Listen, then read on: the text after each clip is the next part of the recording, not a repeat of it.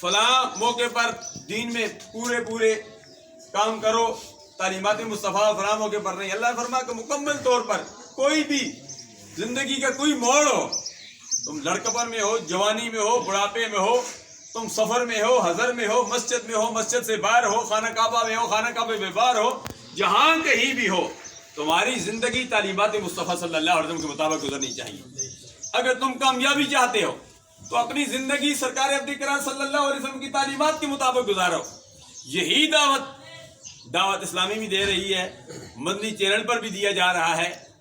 متعدد آستانے بھی اپنے اپنے حوالے سے جویا شریف، اجمیر شریف، گولڈ شریف، سالک آباد شریف، کمگول شریف، بوڑے شریف، یہ بڑے بڑے آستانے بھی اپنے اپنے انداز میں، اور علماء کرام بھی اپنے اپنے انداز میں یہ دعوت دے رہے ہیں کہ صرف سرکار عبد کرام صلی اللہ علیہ وسلم کی تعلیمات کو مسجد تک محدود نہ رکھو کہ مسجد میں آ جائیں تو ہم نے عمل کرنا ہے، پھر مسجد سے ہم باہر نکلیں تو پھر ہم نے عمل نہیں کرنا ہے. ہم نے اپنی زندگی کو، اپنے اس 6 فٹ کے اپنے اس وجود کو بھی سرکار عبد کرام صلی اللہ علیہ وسلم کی سنت کے مطابق ڈالنا ہے. جب ہم سرکار کی سنت کے مطابق اپنے وجود کو ڈالیں گے، ہمارا چلنا پھرنا اٹھنا بیٹھنا سونا سنت مصطفیٰ کے مطابق ہوگا. ہم دنیا میں بھی کامیاب ہوں گے، آخرت میں بھی کامیاب ہوں گے.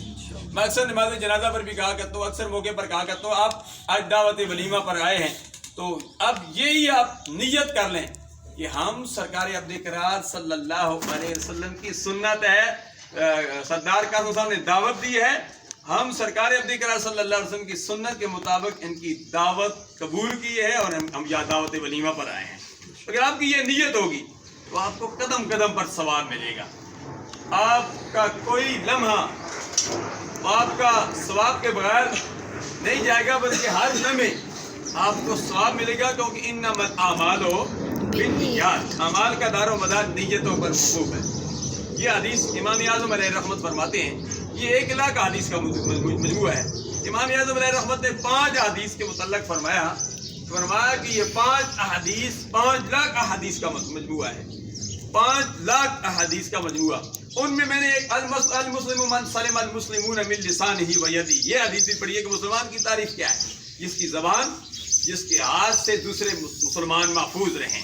اب اس پر بڑی لمبی تقریر ہے، ہاتھ سے کیسے اور زبان سے کیسے محفوظ رہیں، اور ہم اپنے ہاتھ سے اور زبان سے آیا دوسرے مسلمانوں کو تکلیف دیتے ہیں یا نہیں دیتے ہیں.